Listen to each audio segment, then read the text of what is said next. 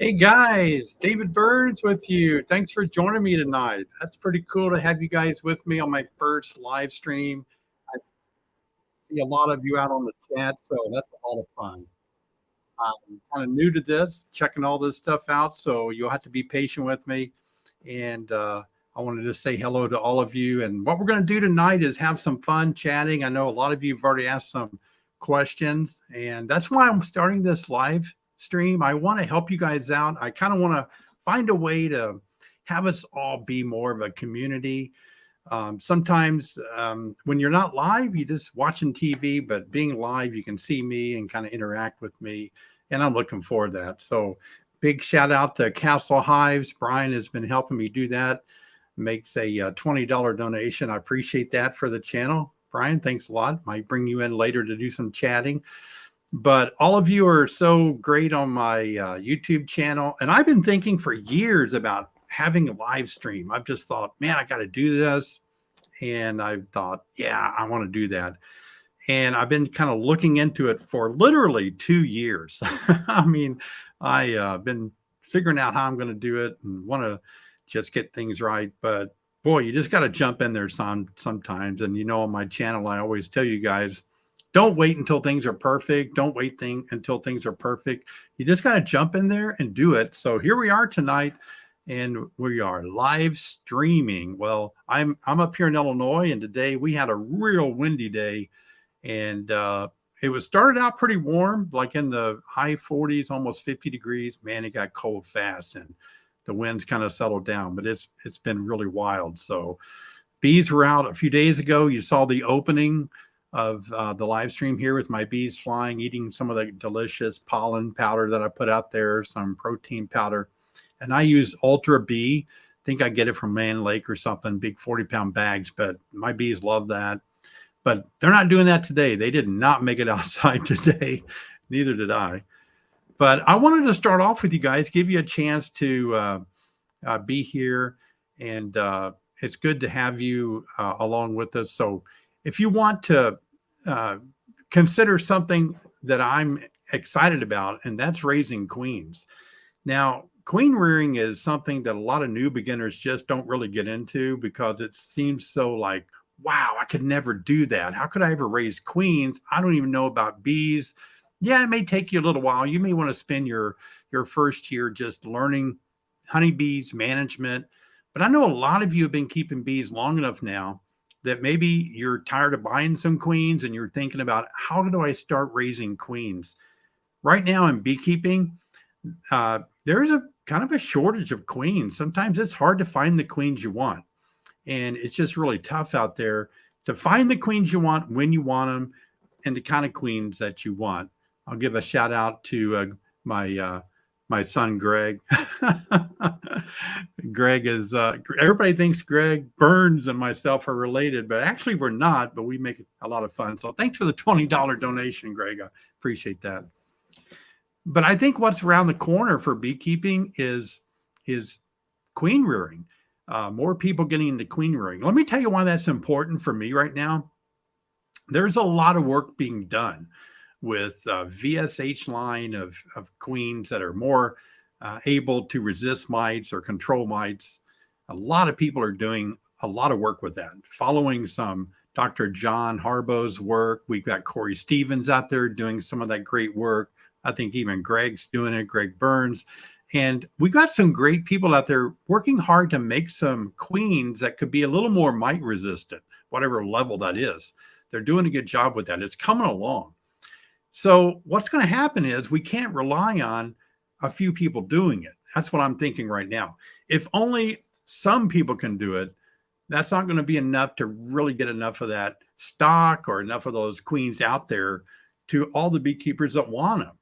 But I thought, you know what, if we can get more and more beekeepers to move over to raising queens, and then they can be taught how to get these lines of queens, do some assays where they can really test for mite control, mite resistant, mite management in the stock, even if it's just 20% or 50%, that's huge. That's a big leap where we don't have to use so many chemicals or treatments to keep mites under control, you know? So I'm thinking if we can get more people raising queens, we'll have a larger army to implement some better stock. That's what I'm really pumped up and excited about. Here's the deal. If you take somebody like, I don't know, let's take Corey Stevens.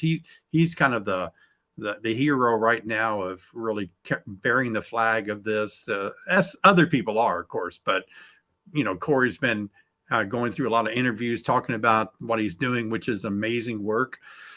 But, you know, he's only one person. But when he started, there was a time when he was just like you. He was like, hey, maybe I'll start raising queens.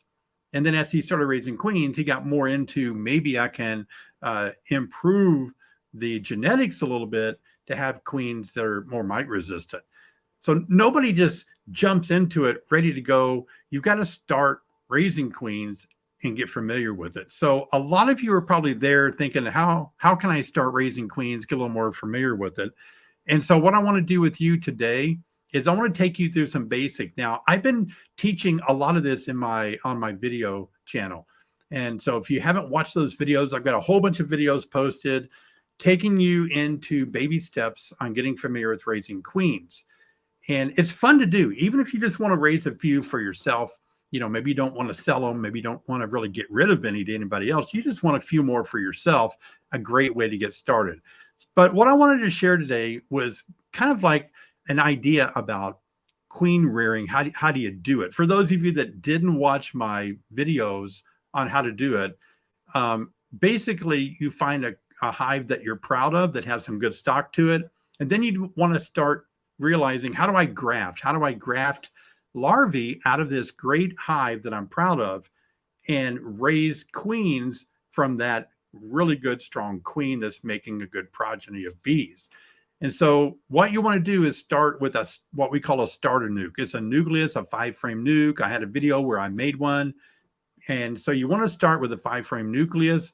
You want to make it crowded and congested. It's got to be queenless. It has to have just nurse bees that are 6-12 days old because they produce royal jelly. How do you find them? They're the bees that are already on open larvae in the hive. So they're feeding larvae already. So if you see a frame of open larvae, then you know you got 6 to 12 day old bees. You don't have to sit around and check their driver's license to find out how old they are.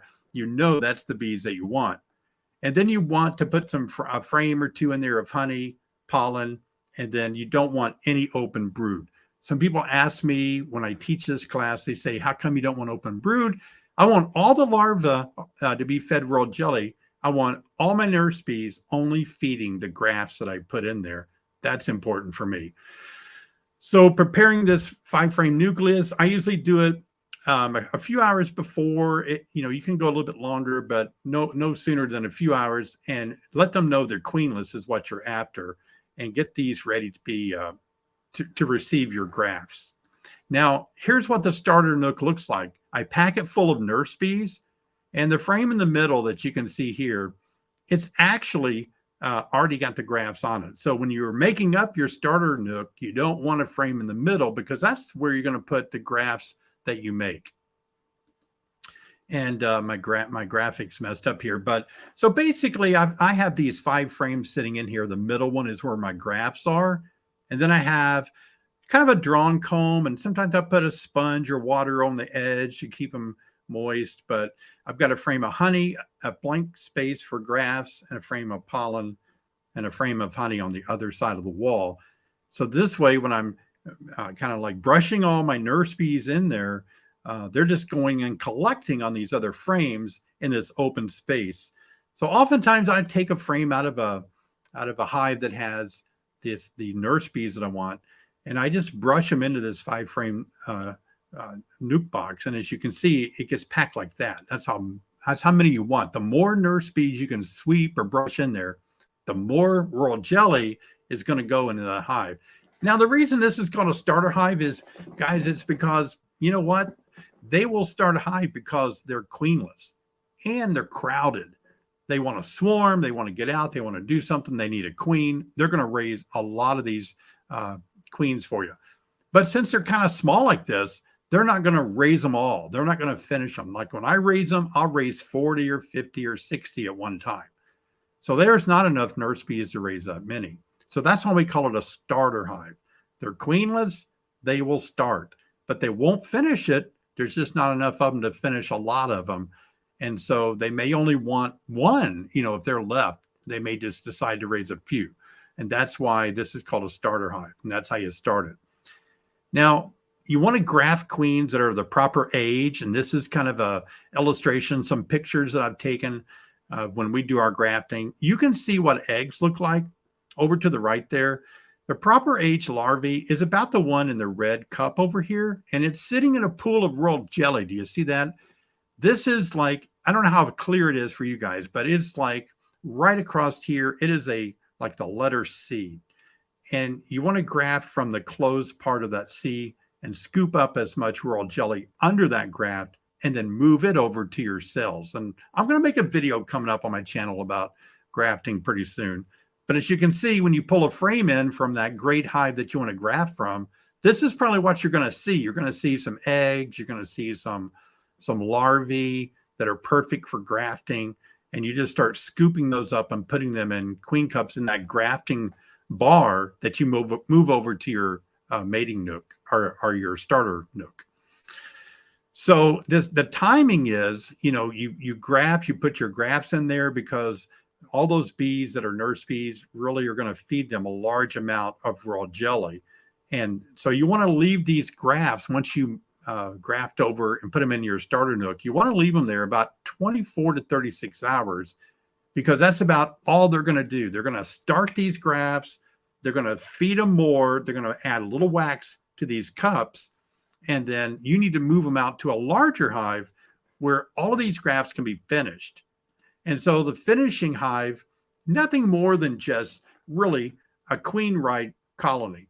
So it has maybe 2 deeps on it. And so what I do, I slip a queen excluder between my 2 deeps, and then I move my queen down to the bottom deep, and I put my grafts 24 hours after they've been in my starter nook. I move them over to this finishing hive right in the middle. There's a whole bunch of nurse bees, a whole bunch of bees in there. And they're going to care for they're going to finish them out. That's why it's called a finishing hive. And around day 13, which is about 3 days before these queens emerge, I'm going to move them out to queenless mating nooks that are ready for these queen cells. And so that way, these queen cells can emerge in these queenless mating nooks, that for me are just 5-frame mating nooks. That's all they are. And they're bees, they're frames. Sometimes there's only 2 or 3 frames in there that have bees on them, but they'll start raising out that queen. She'll get mated, go out on a mating flight, comes back, start laying. And you can see here I want to thank Texas Hands in the Dirt for your $20 donation. I appreciate your gift there. This brood viability test is what I do when my queen comes back on her mating flight. It takes her a week or 2 to start laying good for me to see this brood pattern of hers. I do a brood viability test on her to see how well she's laying. And so what I do is I just kind of take a picture sometimes, or I do it in my head out in the field. But you can draw a square around about 10 of these cells, 10 by 10 by 10. That makes 100 cells. And then I see how many empty cells are open. And then I just do the math. And this box here is 94% brood viability.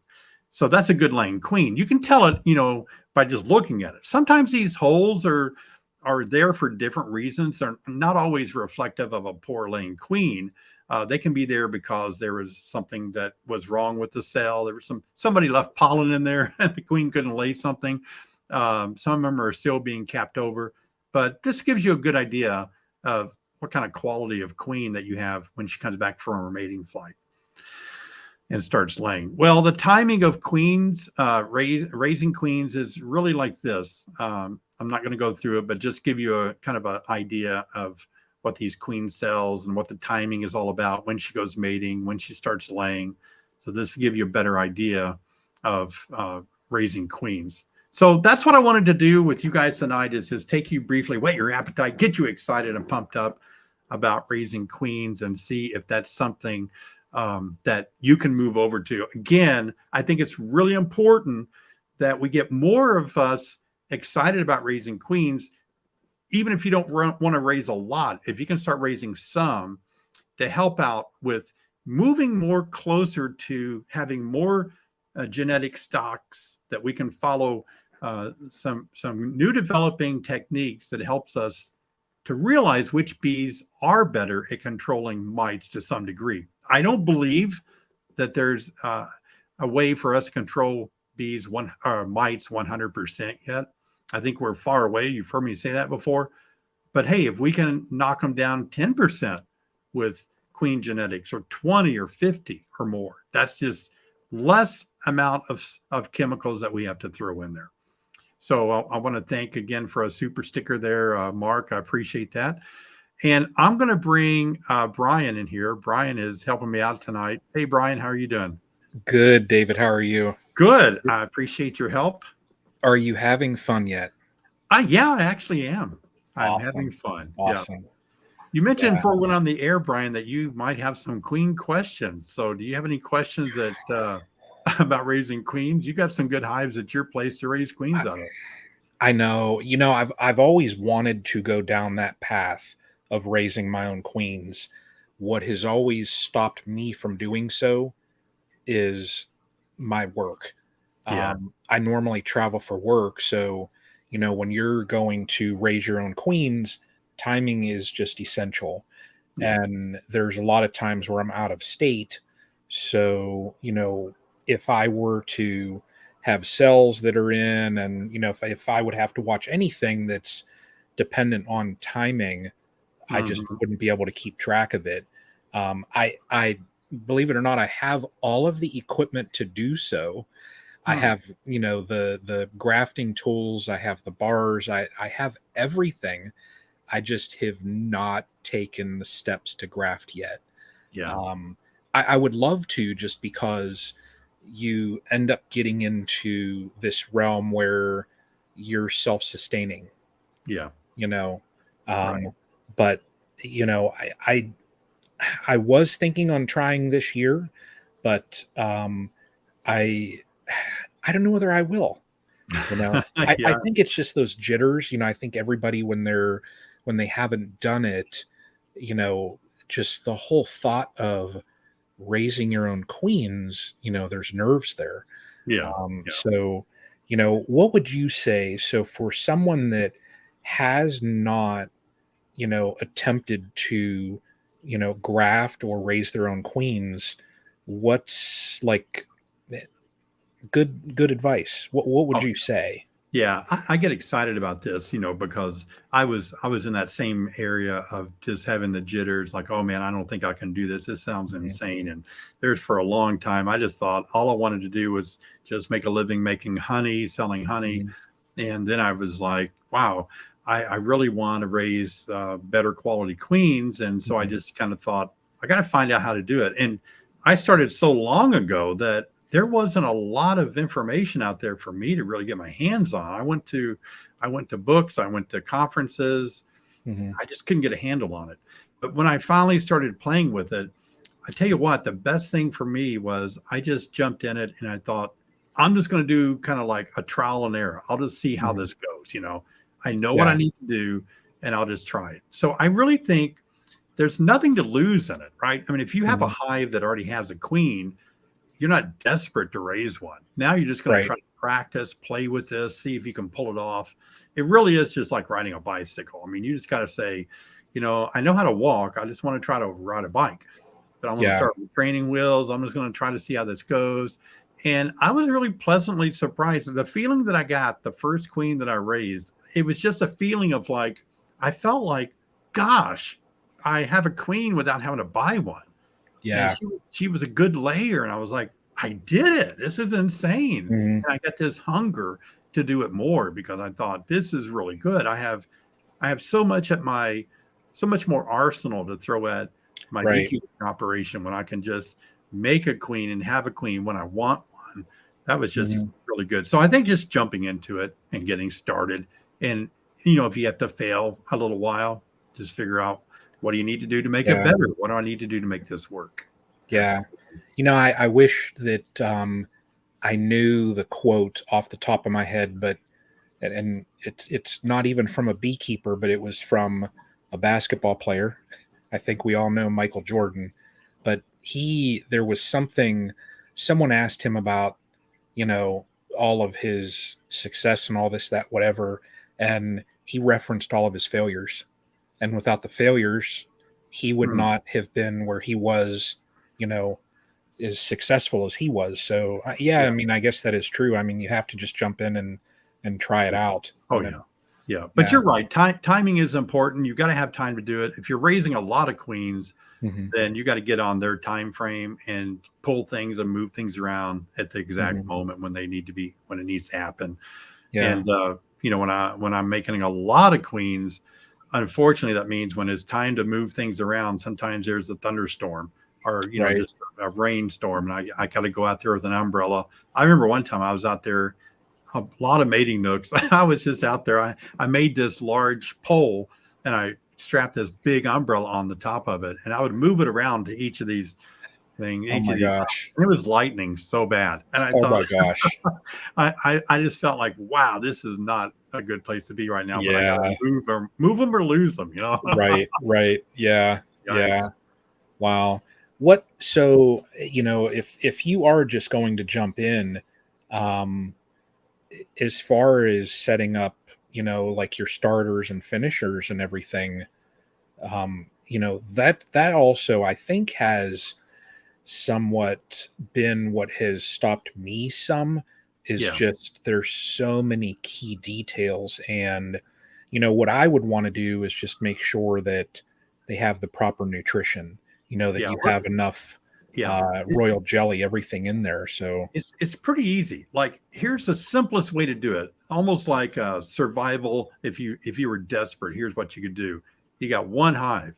All you got to mhm, do is buy a 5 frame nucleus, a box, mhm, and then you can start moving one frame out of your big hive. Let them kind of fill up that nucleus a little bit. Get at mhm, least 3 or 4 frames going on that thing, and then all you need to do then is just don't let them raise a queen over there. And now you've got this queenless starter hive right there. Now with your double deep hive, all you got to do now mhm. is graft eggs out of it, right? And then Yeah. move that over there, and then you can take them out after 24 hours. Put a queen excluder back on that single hive over there with two deeps on it, and put them in the middle at the top. You can make all this happen with this one hive and a 5 frame nucleus. Now you can't raise a lot of queens that way. I Mhm, mean, you know, you're probably not going to get. I mean, you got to have some mating nooks to put them in. mhm. Depends on what kind of expansion you want to do, but anybody could get started by just having one hive and one starter Interesting. nook. Yeah, right. So it doesn't take a ton of equipment. Really doesn't. It's pretty Mhm. cheap. I make my own cell bar frames. I put little blocks of wood in Oh, my, okay. knock out the foundation, put Mhm, some little blocks of wood to hold my cell bars. And in one of my videos, I showed how oftentimes I make my own cells with mhm. wax.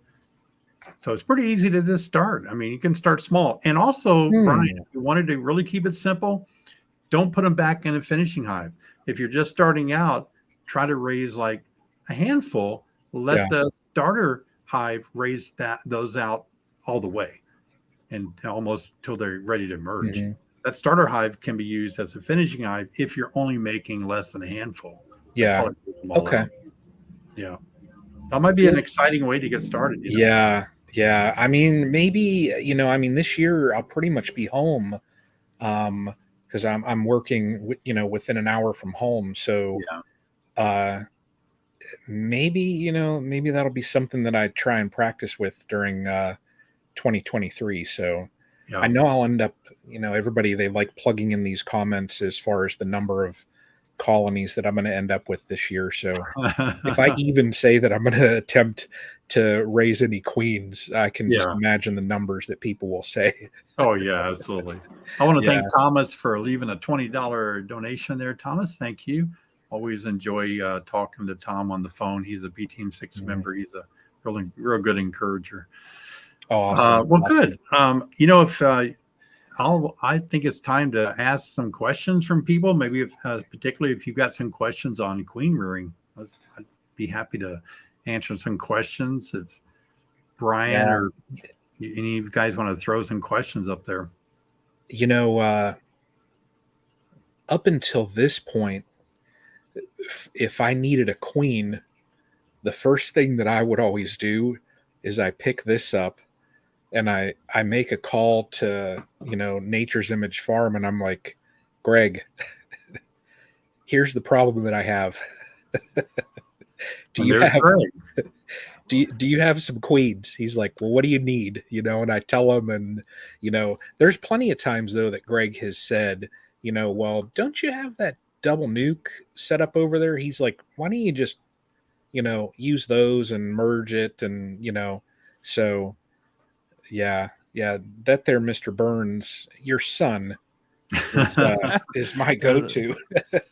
Well, David, congratulations for your first live going so great. I know a lot of folks are really enjoying the content, your videos, and to be able to see you in this new format, I think is going to be awesome for a lot of folks. So thanks for what you do and what you're going to continue to do. But queen rearing is just one of those awesome things that you just can't, it's so exciting. You can't not get excited about it. Mhm. Oh yeah, it really is. Once you get into it and you start it and you kind of calm down about it, you're just like, wow, this is just, it really is quite easy. Actually, it was, for me, I got so good at grafting so fast.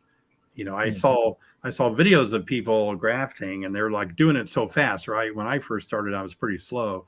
Then I realized one day, wow, I'm grafting and I'm not really even looking down into the cell. I'm just boom, boom, boom, boom. And it's like, this is crazy.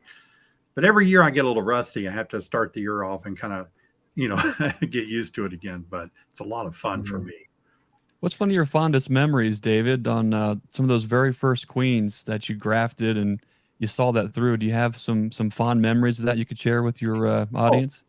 I think the best thing for me was once I got them working in hives, how big they were and how their brood production was just unbelievable. It was just so strong because I was grafting, I started grafting out of colonies that had good results. And so it was just like amazing to me how much that improved me being able to have that genetic of success in my hives. It was great. Yeah. Wow. That's awesome. A lot of, folks are excited about making queens, and there is such an opportunity there to experience your bees in a whole new light that you've never had the opportunity to do. It really, it brings a new connection to that entire life cycle, but the connection that you have, with those bees. David, you've made a lot of queens. We make a lot of queens. I'll get folks like Brian will call and they'll say, hey, I need a queen. Do you have any? And, like you, I'm sure I'm the worst queen or bee salesperson because we'll talk to me about it. What are you seeing? What's going on? And then I'll, a lot of times they haven't found the queen or they don't know what to look for. And their knee jerk reaction is to throw a queen in there.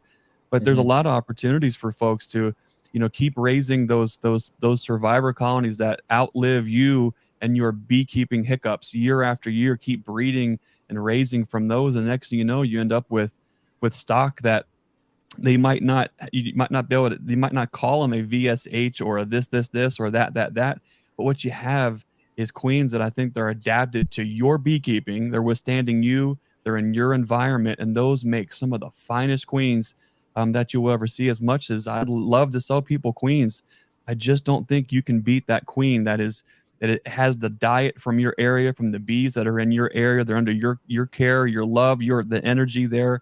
It's a beautiful thing for folks to be able to make queens, David. So I appreciate what you're doing to help folks get off to a good start. Yeah, good. I'm glad to hear that. It is exciting. I remember when I started, I had such success with my first rounds of queens that I was making and all. And Joe Ladshaw was real instrumental in helping me get started there in Ohio. And I called him up and I said, hey, I want to buy one of your instrumental machines. I want to start instrumental inseminating and blah, blah, blah. He was like, nah, you don't want to do that. Just keep grafting out of your best colonies. Keep raising muds. That's going to be best for you. And he was right. That, I don't know. It just really worked out well for me. It's really strong. Yeah. Big shout out, Black Dog Apiary and Farm. Thanks for the donation of $40. I really appreciate that. Yeah. Good. I see a question there. Here we go. How long after drones appear do you wait to graft? You know, that never has motivated me. I don't think I'm that desperate to start, timing it out that I can just get drones perfectly. Here's the thing for me. I want to start raising queens when the bees in my area want to raise queens. That's the simplest way to do it for me. And so for me, around the 1st of May is when I start seeing cells in the hive, swarm cells usually. So I know at that point, I can really raise queens when they are starting to raise queens. Does that make sense? So I'm not going to get too far out ahead of time. If I go too far out, I may be tempted to raise queens because I do have some, I should have drones, that are mature and sexually mature. But if I start too early, I may not have enough drones that are sexually mature. And then my queens may mate, but not be well mated. So they kind of know. I kind of just use the weather more than necessarily what I'm seeing in the hive. Yeah. Yeah. Good stuff. Good stuff. Let's see here. I'm trying to monitor chat. David, you're first live, and there is over 250 people in the live stream. It's amazing. Yeah, it's amazing. I appreciate everybody being in there. It means a lot to me. Thank you. Yeah, that's cool. Yeah. Greg, when I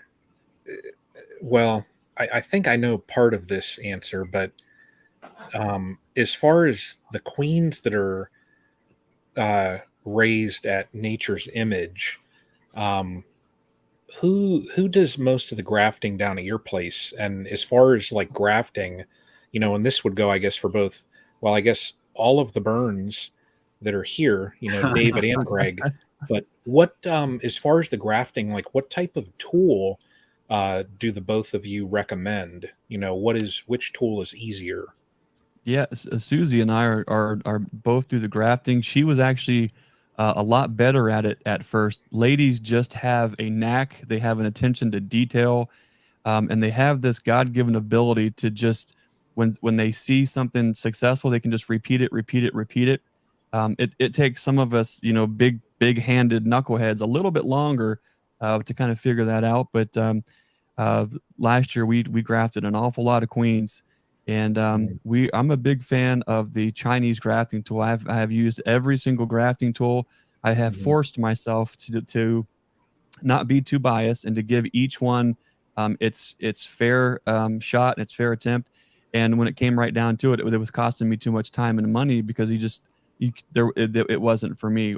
We prefer to do dry grafting and use the royal jelly that's actually in the cells. And so we're using a Chinese grafting tool. And when you're collecting the appropriate age larva, there is oodles and oodles and oodles of jelly there. And it's so easy and it works so great. Like David said before, when you first start, you're a little bit slower, but eventually you're almost like a sewing needle where you're not even looking. You're in, you're out, you're in, you're out, you're in, you're out. And so a Chinese grafting tool for me has been great. I tried to go back and forth between the El Cheapos and the bamboo ones from Man Lake. I've had just as many bad ones from Man Lake as I've had from the cheap plastic Chinese. But Tyler Burns, look at that. David Burns has to be the best beekeeping last name. And I think Tyler Burns, if I remember, David, if I'm thinking of the same Tyler Burns, he was also at Hive Life cruising around. So we've probably all looked each other in the eye and shook their hands there. There you go. But yeah, Brian, so there's so much tools and equipment to kind of geek out on and to trial and error, but everyone's going to be a little different. And the main thing is, I think, and David's going to have some great advice for folks as they get started is, you got to be careful mixing and matching too many different attempts when it comes to rearing queens at first, because a certain tool might be used for wet, one might be used for dry, how you build your cell starter or a finisher, if you have a finisher. So maybe streamline your information while you get started. So then when if you have a hiccup, you can backtrack really easily and go and find the point where maybe things went sideways and then course correct. If you take too much advice all at once, it's going to be hard to figure out which piece of information was it that maybe I have an opportunity to do better. Yeah. And so that can sometimes get in your way there. Makes sense. Yeah, it makes sense. I appreciate the $20 donation. And can you graft out of this year's packet? I guess that means this year's package, maybe a new start of a hive. Is that what you guys think is the question? Yeah. Can you graft Yeah, out of I this mean, year's you package? could. I mean, I've done all kind of stuff like that. I mean, you just need to get that. What if you're starting a new hive? You want to get that hive kind of off the ground and doing good, get it established. You don't want to start maybe pulling too many resources out of it before it gets big enough to be self-sustaining as a hive. But you can find a way to use some resources out of a real strong colony the first year if it gets really strong, to pull some grafts out and to make some queens out of it. My favorite grafting tool, I'm like Greg, yeah, it's a Chinese grafting tool for sure. I dry graft. I learned a long time ago from other people ahead of me that said wet grafting, by the way, that means that we would purchase some royal jelly, keep it frozen, and then we would put it in cells and float these grafts on it. But people told me that, the bees just eat that up anyway. That it's almost like the bees know that they want what royal jelly they want around those cells, and they don't oftentimes take. And other people told me they put yogurt in there and drop a larvae right on top of yogurt or something. But yeah, I don't know. It's just dry, and I just try to scoop up as much as I can and drop as much as I can in those queen cups. That Chinese grafting tool, I don't know, Greg, you've used it a lot. It sounds like I can get some good ones that are real flexible. They're perfect. I get other ones that are just jab into the bottom. They won't bend and they won't push off. And it's so frustrating. So I just sit there, sometimes start grafting. I'll have like 50 of these things right in front of me. Right. And I'll just see, I'll say this one, I'll say, throw that away. Oh, here's a good one. This one works good. Yeah. That's, you know, go ahead, Brian. You know, I was just going to say one thing also that, and it was actually talking to Rob Larabis. Let me see. Last year it would have been Hive Life 22. We were just talking about just different things, and grafting was one of, you know, the topics that we just, you know, I think we maybe spent 5 minutes talking about grafting. And Rob's advice to me, he said, when you start, and he said, this really helped out his percentages. So I'm curious if either of you have tried this, but he said, even if it's just like a toothpick, and have a little bit of honey. And before you graft, you know, even if you go out and just put a little teeny smidge in the cups, and then the bees just polish that out. And he said, it was like an old timer that had told him about it. And he said, ever since he started doing that way the bees would really polish and clean those cells out. He said his percentage take shot through the roof. So just curious if either of you have tried that. You know, I never had to try it because my percentage of takes is really good. I mean, I may graft 45 cells on a frame and may only lose 2 or 3. So I don't see any reason to reinvent the wheel or change what I'm doing. You know, if I was losing a lot, if it was this pitiful, I would do it. I have tried to, sometimes I use plastic cups. I've tried to reuse those before. I've never had any luck. Reusing them, they're dirty or something. I don't know. I just can't clean them. So, you know, I only use brand new plastic cups or freshly made wax cups that I've made myself, and I've never had to do anything differently. Yeah, I haven't had to do that either. We've made wax. We've used the JZBZs. We've used the Nicots. To me, for the price, you know, when you're buying them by the thousand, they're pennies for a JZBZ cup, and they're the right color. So if we graft once a week, it's that color. If we graft twice a week, it's 2 colors. And we alternate it so we know which round of queens are out in the mating nukes. But I've never had a single, like David, you know, when you're up in the 90s percent take rates, if it ain't broke, don't fix it. And so we haven't had an issue. And I don't know about David. I'm looking forward to learning more how David grafts. But I never put cups in a starter and have them work anything or start or clean. I'm taking them right out of the plastic bag or the little mason jars that I keep them in.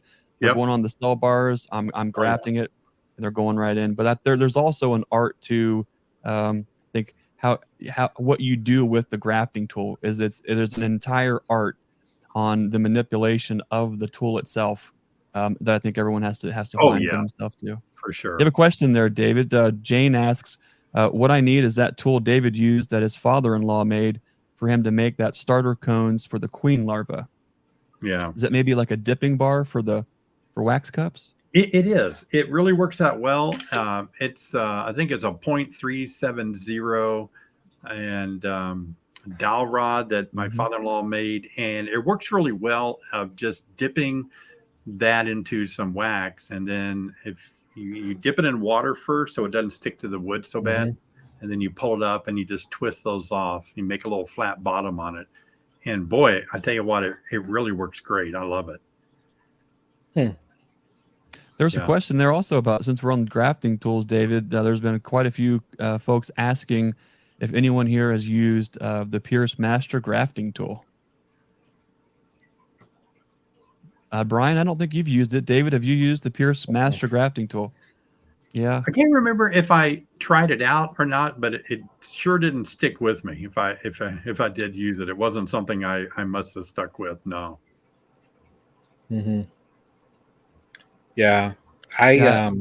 It's one of those I challenging tools where you see a lot of folks were real excited about using it, and I tried it, and after I spent about a half of a day, Hmm. and maybe the language coming out of the workshop there was such where I thought it was a good time just to let that thing go. So I gave it Yeah. to somebody else who thought it was cool, and I moved on for it. Just it And wasn't I for know me. I know I have a bunch on my shelf. I look at them every day. I know I have some, but no, I've never started doing that. Yeah. yeah. There was another. Here we go. And now this brings up, so this is more, this is at the tail end of raising queens. But as far as mating nukes, any thoughts on the licensed two-way mating nuke? But as far as getting those virgins mated, um, what for someone that's just beginning and that you might be planting a seed, what would you recommend as far as like to get those virgins mated? Any just quick tips? I experimented with it a lot, and I'll tell you a funny story. When I first started queen rearing, I had quite a few colonies that were available to me, and so I just thought, instead of coming up with a lot of mating nukes, I want to get it. I want to start selling queens. So I'll just go out to, I don't know what it was, 100 colonies or something. And I'll just go out there and sell a queen out of every one of these colonies and let them requeen themselves. The brood break, and it's not going to hurt anything. So, man, I mean, I sold probably 80 queens right off the bat, right? But what was really bad in that time, it was a long time ago, I I had the orders filled, and then I had to ship them. So I had my daughter Cree was helping me. She was a teenager at the time, and we were like, okay, we need to pull 80 queens. It was torture pulling 80 Wow. queens out of like frame after. I mean, there's like 30 Gotcha. frames, like two deeps and a super, and you're like, oh, we got to ship out 15 of these a day. You know how hard it is to find a queen out of 30 frames, that's not marked or anything. I Mm-hmm. mean, you're in a rush. So that was a hard way to do it. But the easiest, and then I tried the little ones, little bitty tiny frames. Mm-hmm. Those boxes just filled up too quick. They were just not manageable to me. I thought it'd be easy, but Mm-hmm. it wasn't. So what I fell into was a 5 frame box, a 5 frame nuke, or a 3 frame nuke. I made a lot of 3 frame nucleuses that I use as starter hives. And those 3 frames, I mean, they're small, they fill up really fast, but you can Mm-hmm. keep managing them and splitting them off. And so, but a 5 frame, I would recommend somebody just go 5 frame, 5 deep frame. Keep everything deep. It's all consistent. You can interchange parts and pieces better, and you can use the 5 frame nuke for a mating nuke, or for a starter nuke, or just for a support nuke for another hive. Has a lot of uses. I would say Mm-hmm. stick with that. That works well for me. Okay. Do you, and this could be for either of the Burns, I'm going to have fun with this. Do you Good. recommend, what do you recommend as far as, well, do you mark, like the front of, those 5-frame colonies? Do you put, I've seen some people where they'll put like a playing card, or, they paint certain designs, and just to have different symbols or different, like, so to say, landmarks for those queens to come back. Oh yeah, I'll go first. I'll say that when I got into it in the beginning, I really didn't have the space because I have other things that go on my property, like parties and cookouts, parking cars, family, and so I just couldn't take over the whole 5 acres with mating notes every inch. Mhm. So I already have some designated bee yards. And so, gosh, I just started putting mating notes right on top of hives. I know it sounds crazy, but I needed space, right? So I would put 2 or 3 mating notes on top of a beehive, make them face different directions. Yeah, I put numbers, I would put different things on them, but I Hmm. just made them face wherever. In the little booklet that Dr. Zavishlock and I wrote about queen rearing, there's a picture in there. I've got 3 of them sitting on a concrete pallet facing different directions. I never had any problem with it. I tell you, the worst experience I had, I thought I could use like queen mansions or queen castles. I Hmm. could not, I could not make that happen as good as I did my individual mating nooks. Seems like those queens got confused. I don't know what. They just didn't go back in the right hole or something. I was really hopeful that would work. Now my Hmm. son-in-law, he started using the queen cat. He made his own queen castles or queen mansions, Hmm. and like 2 or 3 different, one deep box with 2 or 3 different segments, and he did really well with them. He made them work, and but I just Nice. I couldn't make it happen. I'm kind of one of those guys. If something works, then I don't want to tweak it too much. If it's successful, if it's working for me, if I like Hmm. how it's going, I'm going to stick with that. I'm not going to really Yeah. venture too far off that path. Yeah. Yeah, there's a lot of good points there, David. I think some of the things that I am hearing you say, maybe without even saying it, is folks are going to have to spend a little bit of time to just maybe figure out what works for them. I think we all, when we get started, I mean, I'm guilty of. I've got hundreds and hundreds of boxes that they're painted all kinds of different colors. I've got some that have plastic entrance dials of different colors, and I really did believe at first that that was making all the difference in the world. And Yeah. as I share that it was working. So, I automatically assumed, since we're a small queen breeding outfit, this year we'll maybe raise about 1,500 queens. So it's not a whole lot in the grand scheme of things. But one of the things that we do is I raise a lot of them on 2-way pallets that are a 10-frame box divided in 3, just a 3-way box, and I can pull those dividers out, and it can be a single, or I can Yeah. use it as a triple. But what's neat about that is it might have something to do with that. Most of our boxes are branded, hot iron branded on the front and the back. And so on the front of the box, you'll have an entrance in the center. And then on the back side of the box, it'll be on the outside corners. So it might have something to do with the orientation of the brand and where the entrances are. But I tell you, I think we have just as good returning flights on those 3-way boxes than I do on all the ones that are colored. The ones that are painted are cool though, because there's the kids' hand prints, and then there's all the things that they're special, right? And it's a special way to make the queens. But I think and I'm again looking forward to what you share about queen rearing for your audience this coming year. I think a lot of folks are sometimes get a little lost in the weeds on what they are focusing on as what's important for them to be successful. When in fact, I think it's how you're setting up those mating nukes that are leading to be that I think causes things to be way more successful, even on return flights, than necessarily what color or what dial or what configuration. I agree. I mean, the queens are pretty good about coming back to their boxes. One time we had this wedding at our property, bees all around. So I was really worried about it. I'm raising queens, and I don't remember what month it was, maybe late summer, early fall or something, but I still was raising queens. So we had this big tent, and we had this big meal under this tent, right? And I had a virgin queen in a I think like a California mating, whatever those cages are called, mini cages. And I said, look, here's a queen. And I let her walk out on my hand, and she just kind of walked out of her cage, the virgin queen, right? And then she revved up and took off like, and she kind of like, she just did circles around us so she would know where, Homeless. taken off from, right? She's gone, right? So we're sitting there talking. Well, guess what I hear a few minutes later? She completed her mating flight, and I can hear her looking for the landing spot, right? Wow. So I didn't know what else to do. I just held my hand out like this, and no kidding, this virgin queen, now not a virgin, just landed right on my hand. I held the box up. She walked right back in. It was that amazing. Is cool. Oh and my gosh. like I knew exactly what I was doing. And I just thought, wow. man, I couldn't get any more lucky than that.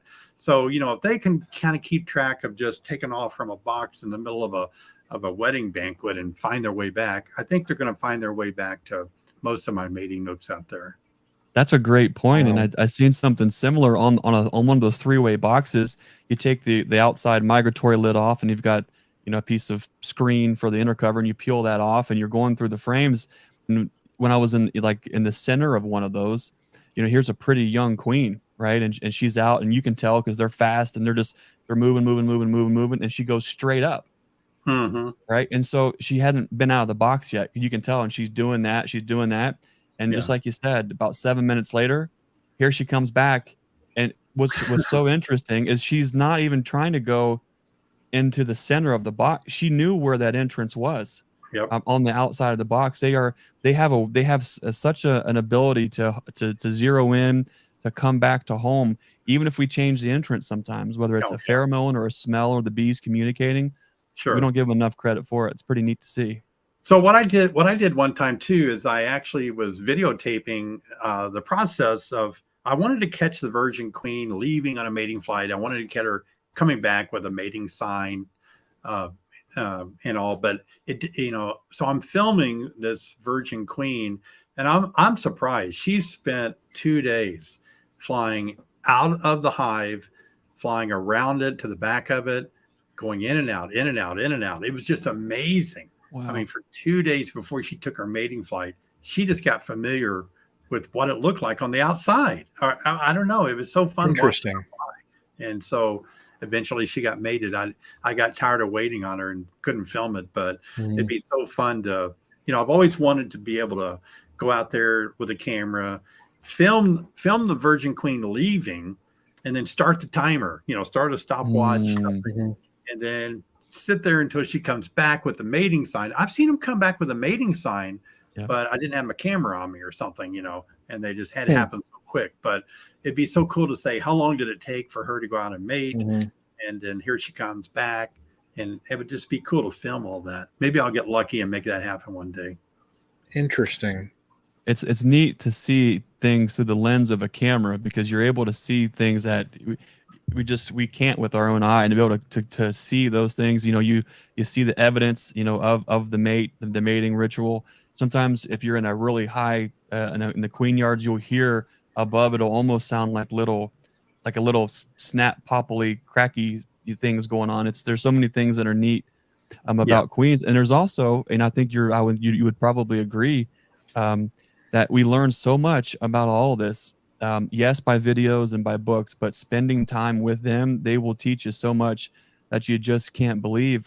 David, you're a master beekeeper. Brian's on his way down that journey too. So I'll ask you the question and maybe follow up with David. You look too young to be Greg's dad. Well, look at that. I agree. You probably do.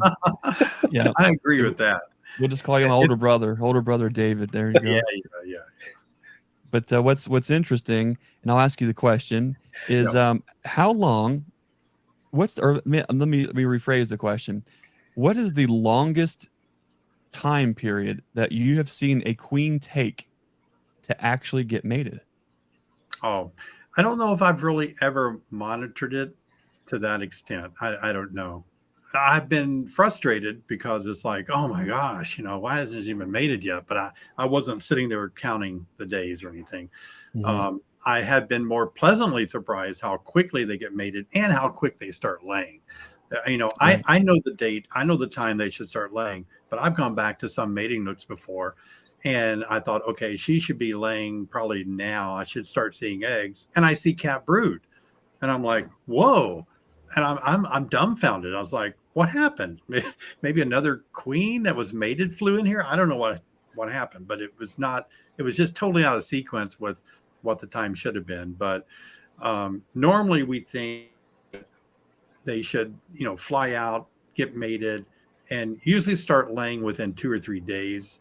After that is what most people would kind of hope for. Can take longer. But I was always wanting to see eggs. I'd kind of go back 5 days later and hope to see eggs. I think a lot of folks will hear information that says, a queen only has up to 20 days for her to be successfully mated. And that's in a lot of the literature. No, Maybe I've it read might that. Yeah. vary from 2 to 3 weeks, Yeah. on that. And we had a fun and I think Brian might have been there that day. But here I at was the there. learning yard, we put these bees in situations and predicaments just so everybody can learn. What do you do if? And we intentionally set some of these colonies up Mhm. to be absolutely contrary to what you can kind of expect. And long story short, we had a queen who never got mated. And she was a virgin, and it's just she was going Yeah. on almost 4 weeks. Well, we set up another hive on that stand, and what I did is I pulled the queen out of a good hive. Okay, I made a little split and I moved her out of the yard.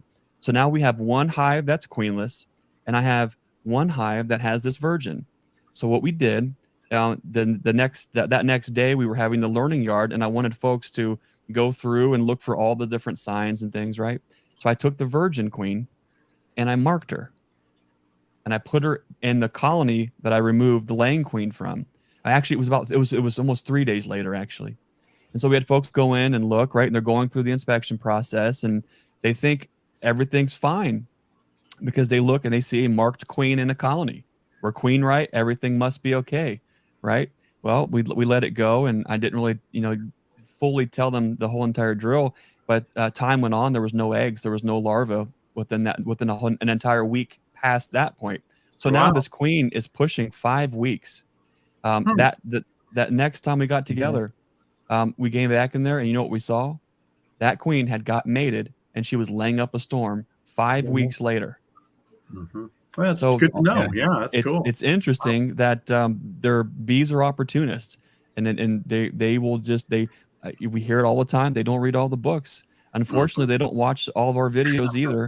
Yeah. They're just doing what they're going to do, and that's one of the funnest things is when you see something that is Yeah. contrary to what you think it pushes you to be open-minded and learn from the Yeah. bees. Yeah. Mhm. Now with the Snell Grove board, I have used that and I have been able to make that successfully work. Um, Again, what happened with me, Bart, is I just started with my way, and my way just felt like a glove on my hand. It was just like so perfect. When I went to the Snell Grove board way, it was a little bit more manipulation for me than what I'm accustomed to doing, what I'm set up to do. So I had already started with my way of doing it where I just didn't want to change up. But I've had a lot of people tell me that they use Snell Grove board, and it kind of makes a simpler way for them to kind of move a double deep around, change some things. It takes the metal sheet in and out, queen excluder, and you can make it happen. Have you tried it, Greg? I really don't know what a Snell Grove is at its true form. I use a lot of double screen boards, however, which is the same concept, I Yeah, believe. And yeah, those are phenomenal tools for lots of different things. But a yeah. proper Snell Grove, I don't really know that I know what a true Snell Grove actually is. Mm-hmm. Yeah. Very good. Wow. Well, I'm going to take maybe a few more questions if anybody sees one in the chat that we need to answer. But we're Let's going to see wrap it here. up here. Wrap it up here in a few minutes. We're almost topping the hour mark here. Been great. I've really enjoyed everybody being. Oh yeah. That's for sure. David, when can is this as folks are tuning into your very first live stream, congratulations again. What are your plans for the future with live streaming? When you talk to the folks here about what you'd like to do with this platform. Yeah, absolutely. I was thinking, I told my wife today, if the live stream goes well, I may take it seriously and start doing it once a week. If it goes poorly, I'll be like, oh, I don't know what to do with it. So it has gone really well. I do want to do it once a week when I'm available. But I think it's enjoyable to see people's questions and see what things that they are contributing. And I think it's just a neat thing to bring beekeepers together. And YouTube is interesting because, gosh, we all can't drive and get together somewhere. We live all over the place. And it's a nice place where everybody can come together here in a live stream and just chat, talk about things, show stuff. I can teach a little bit like I did this morning. So I think I always want to start off teaching a little bit and then just start answering questions. I think that'd be real helpful. Awesome. Looking forward to that. Yeah, definitely. I mean, I was excited for tonight. I mean, I know, I'm sure there were some nerves, but I'm just happy that this is your first show is under your belt. Yeah. And it's only you're going to go up from here. So yeah, that's awesome. Yeah. Yeah. I think that the most challenging part of a live stream is, of course, is the technology, is trying to figure everything out. And what a lot of people don't know, that's, probably just tuning in, or they don't see the side that we see. And that is, there's a lot of computer programs and people with some ill will that try to shut down live streams. Yeah. And people don't know that. People don't realize that we sit here and have to keep Monitor. a lot of stuff from just trashing it. And so we have a lot of people saw bots working tonight. Bots were capturing any kind of attacks, that any kind of things were made on the live stream, and the night bot caught some stuff. So, we have to make sure things are in place where this is family friendly. And that's important to me, that we have a nice place where people feel comfortable and, I don't want to see arguing and bad stuff happening. And I also want to answer questions that will help the whole community. It's hard to answer a question that's only going to help one person. But I kind of feel like if I see a question and the answer is going to help everybody that's on tonight, I think that's going to be beneficial. And that's what I liked about the subject of queen rearing, because, I started off saying we all need to get into queen rearing, just get our feet wet on this. And so I appreciated the discussion tremendously. Yeah. So I'm looking forward to doing more of them for sure. Yeah, no, this is good. I mean, I might, I just have to see if, with what I have planned already this season, but, I mean, I guess it would never hurt. I mean, I could always graft a couple and just to see what happens, just, I guess, to learn the technique of using, the tools. And if any of them take, then, I could probably, I'll email you. Brian 50 before you know it. No. That's not going to happen. But, I'll have some phone calls and say, all right, what do I do now? So, yeah, that's but good. yeah, no, that's good advice though. I mean, just jump in, Yeah. Well, like I said, I think we're moving into more of maybe a passion of better lines of queens that not only are more mite resistant, but maybe stronger against some of the other pests and pesticides or whatever is out there. We can get some stronger queens out there. I really think that we'll be like, oh wow, that'd be cool. We can say there's a person here that's been grafting queens, making queens for a year or two now. Let's talk to them. Maybe they'll be interested. So that's exciting to me. That's a great point. Yeah. How old are bees taking their first orientation flight? I think bees start out about day 23, roughly, is when they'll start on the worker bee will start taking that orientation flight about day 23. David, I was just going to comment, just piggyback on what you said there about folks taking that initiative to just raise the best quality queens that they can. Breeding livestock, bees, or none of this is new. There's nothing new under the sun. But I think we can take a page from history, and we can clearly understand the importance of diversity, not just with one particular trait. And so as a new trait comes up and is the hot topic, it's also very important to keep in mind that maintaining diversity with all of the traits are important. You might have a line of bees in your neck of the woods that are just propolizing monsters and are beautiful and they're healthy and they're withstanding viral loads because of that. You might have some that are just more adapted on cooler temperatures. You might have some that are more hygienic or they're able to detect disease. You need several of these components working in the same piece. And once you can provide and see consistent results year after year with what you're doing, that's when you know you're on, I think, a good track. So whether it's VSH, whether it's whatever form of hygienic or propolis, or you name the heritage or strain of bee, diversity is definitely key. Yeah. No, I agree. I mean, that's a great point there because I learned that. Yeah. Let's see, what's this here? I can say that starting the show first time. Oh, that's awesome there. Yeah, awesome. Yeah, no, that diversity in the queens. I mean, I've learned that. But I tell you one thing that I did last year, I think was the first year that I really, as far as my queens, I really focused in. I was very selective on where I got them.